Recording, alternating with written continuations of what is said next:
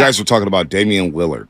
Damian Lillard, I'm just NBA free agency is beginning later this week. Obviously, the tampering period starts. You can start to make trades official July 6th, which is next Thursday. That's when trades become official. But Friday is when the tampering period starts at 3 p.m. West Coast time. And, I'm not even fatigued about – I don't know if I'm fatigued with Damian Lillard. I'm fatigued with the coverage of Damian Lillard. What do you mean? And, you hear – and I like Chris Haynes. Chris Haynes is a good friend of the program. But it's like you don't need to say – well, let me rephrase that. Just when you say, I'm close to Dame, and he doesn't want to play with 3 All-Stars, and he doesn't want to do that. And it's like, well, that's crap because he's tried to recruit All-Stars to Portland throughout his entire tenure, especially when LaMarcus Aldridge left, especially when Nicholas Batum left. Now, I did hear you guys say, who's he gotten paid? Well, Nicholas Batum got a $100 million contract basically because of Dame Lillard's dribble drive penetration and wide open corner threes. Okay. Nurkic, he made a lot better, even though Nurkic was a flawed player on those pick and rolls. But when I hear Chris Haynes say, Portland hasn't done a good job of putting a roster around them, well, they tried to, but they missed on a lot of picks. They missed on a lot of signings. They were a number 3 seed. They made a Western Conference final. They've been in the second round multiple times. They had a chance to knock off the Warriors in 2016 when Steph was compromised with the knee injury. It wasn't Dame Lillard got cooked in overtime by Stephen Curry, nobody else. So they've tried to put a good team around Damian Lillard. They failed. He's made some players better. Damian Lillard's a very good player. Yes. But this thing about I want a good team, just leave Portland at this point. Just leave Portland. I'm fatigued by it. Because here's the thing. Nobody is going up to Portland. 100%. Nike headquarters is not enough to go to Portland. It's just not. They're a team that has to draft from within and develop players and develop stars. You're not going to get a Giannis coming to Portland. No. You're not getting top guys like Bam Adebayo coming to Portland. So, Damian Lillard, it's time. Just leave. They just drafted Scoot Henderson. They have your heir apparent right there. I think Dame's going to get traded midseason. I don't know if anything happens this offseason. I think he gets traded at the deadline. So more drama. If you follow it. If that, if you let it. Doesn't this remind you of your buddy that has a girlfriend that the two of them are clearly toxic and they're not going anywhere? And every time you talk to that guy or meet up with that, it's like, I'm gonna blame the girlfriend and blame. It's like, dude, get out of the relationship. Right. I don't know. I'm fatigued by Dame, and he's a good player. I don't think he's an all-time great. That's just me. I top 75. Yeah, I'm not. But that doesn't mean that you can't be a Hall of Famer. And he's a Hall of Famer. Yeah, he's had a great career coming out of Weber State, small college. Nobody's putting him ahead of Isaiah Thomas. But no, the top 70. Him ahead of top 75. Magic or any of those. My guy Chris Willis not top 75. And Dame Lillard is. Yeah, you know what I'm saying? But it's social media hype. No doubt. It's game winners. It's game time. Well, it's also game time. Me. And also, here's where Dame got a lot of points.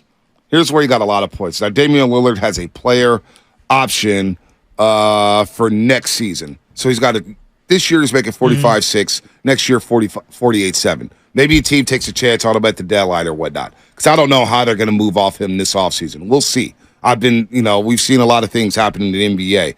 But Damian Lillard, this whole culture where you can't pair up super teams. Remember KD got killed for coming to the Golden State Warriors. He got destroyed. And it was almost like Dame got a badge of honor because he's staying in Portland. He wants to win there. And he wants to carry him. Yeah, Westbrook, they got these 60 points. And I'm like, well, Portland spent tons of money on that team. Whether it's Nurkic, whether it's CJ McCollum, whether it's any random small forward that they've have. Remember, they paid Mo Harkless. They paid Farik Al Aminu, Farik Aminu. Alan Crabb. Yeah, Alan. They paid guys. Cal. Right.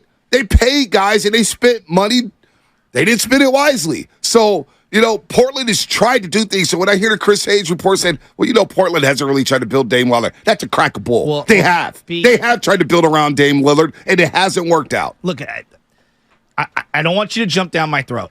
I know that there are certain allegiances in sports. I'm not naive to this. For example, Adrian Wojnarowski, CAA. He's very closely associated with this agency. And if you look around the league, there are certain teams. The Knicks are an example. They're a CAA team, meaning everything that comes out of that team, all the guys that are in the front office are represented by CAA. And so when Wojnarowski gets things, it comes through the agency of CAA. That's how he gets all of his information.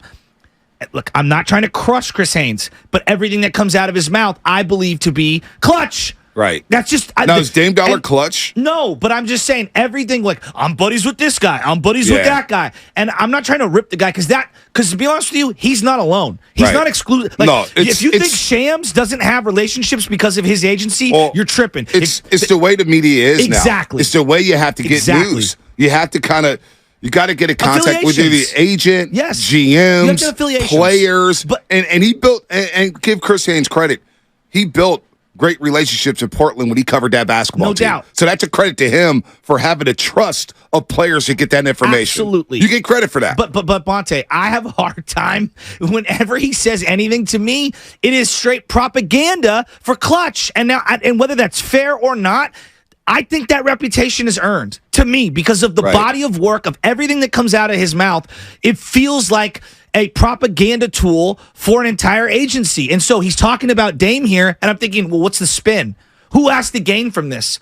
Well, somebody who wants Dame on their team right now who's affiliated with Clutch. He's talking about Draymond Green and the potential suitors and stuff like that. And honestly, like this is now my new setting when it comes to Draymond Green. My setting is, I dare you. Well, I dare you to go somewhere else. Well, here's the thing. Chris Haynes from Bleacher Report reported that Draymond Green is open to sitting with other teams. Now, I don't know if it's a power play, but we're talking big money here. We're talking 25, 27, 30, maybe even 33 million. Who knows where the hell the numbers are at? If I'm Joe Lacob, and you knew he had that opt-out, and you're sitting here with the Golden State Warriors, and you believe that Draymond doesn't have a market, because that's the one thing. Who is going after Draymond Green? Is it really the Sacramento Kings? Or are they driving the price up to make it restrictive for the Golden State Warriors? Maybe. This is something the Yankees and Red Sox did for each other for many years. And given how restrictive the cap penalties are, it's a smart tactical move if that's what they're doing. So is it Sacramento? Is it Portland? Is it Utah? I doubt it. Is it Atlanta? I joked yesterday, said, oh, man, Atlanta's cleared the books for a run at Draymond Green. I have no idea what they're doing. Grant Lippman, bringing him in? Maybe. He actually texted me when I tweeted that. I laughed. I was like, oh, yeah, interesting. I would be intrigued if I'm Joe Lacob to say, you know what? Tell Draymond on the front end, look, we're going to probably match any offer, but go see what's out there. I wouldn't even tell him that. Let's go see probably. I mean, because money's not all equal. No, it's not all equal. Playing for the Warriors is not equal to going to play for Utah. Can we agree? No doubt. If those are his options. Now, the Kings, I think have a great argument. I'm very intrigued to see what his value is on the open market. Yes. I want to know what team would actually go out there and give him the 3-year, $90 million, because the rhetoric you hear around Draymond Green is, well, he fits that culture. Remember we had Bomani Jones on last week, and he said, I don't know how he would fare on another team, but I know that culture and that structure fits Draymond Green. It fits what the Warriors do. So, if he's getting 3 for $80, is that even a good deal? Are Warrior fans even wanting Draymond Green back on? There's a lot of people who want him back, and there's a lot of people who don't want him back. To me, it feels like it's 60-40 people want Draymond back. Well, and then it's the basketball fit, too. I'm trying to wrap my head all night long. I'm trying to think, how will it look with Chris Paul and Draymond Green on the floor together? What is it going to look like in the locker room where Chris Paul demands a lot of attention in the locker room, or he wants to command a lot? How is that dynamic going to play out? We haven't even gotten to that. If you really want something, isn't there always a decent compromise? If you really, truly want something, you and your wife or significant other are talking about a vehicle or whatever, and there's concessions made on both ends.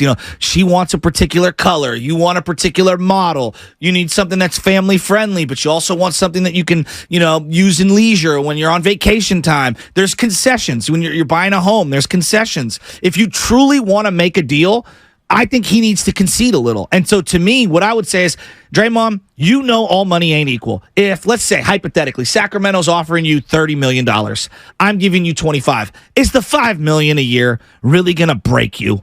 Is it really? Is it, honest to God, is it really good? You've made $160 million. Let me ask you, what would you do? And I hear everybody, let's ask you, what would you do? You're going to take every cent, right? Time out. In my life, I've never been offered every single cent. Yeah, but and if I've you never did, had opportunities to have that leverage. See, but if you did, You would take that money. No, that's a I think people lie. It's a lot of it's a lot of cap. It's a lot of cap. A lot of people. A lot of people say that, and they do the complete opposite. Let me finish. I've had an opportunity in my sales job to have higher paid salary with different types of responsibilities, and you know what? I passed on it because to me, there is a QOL factor for me, quality of life. Do I want to change what I'm doing and make my life more difficult? Okay, this has nothing to do with sales. This is NBA basketball. Yeah, and that's my point. This is NBA basketball. Quality of life factor. Yeah, you have a quality of life, and you're playing for billionaires. Do you want to play in Utah or you want to play with Steph Curry? But hold on. But so what? You want to play with Steph Curry? Whatever. I'm still going to get my dimes. It's just like I'm still putting my body on the line. For like a Ronnie Turioff, there was a Warrior tax. Dude. When they had to go get David Lee, there was a Warrior tax. So to me, no, Warrior money is not equal to the Atlanta Hawks or the Utah Jazz. If you are loyal to Steph Curry, like Draymond has said ad nauseum.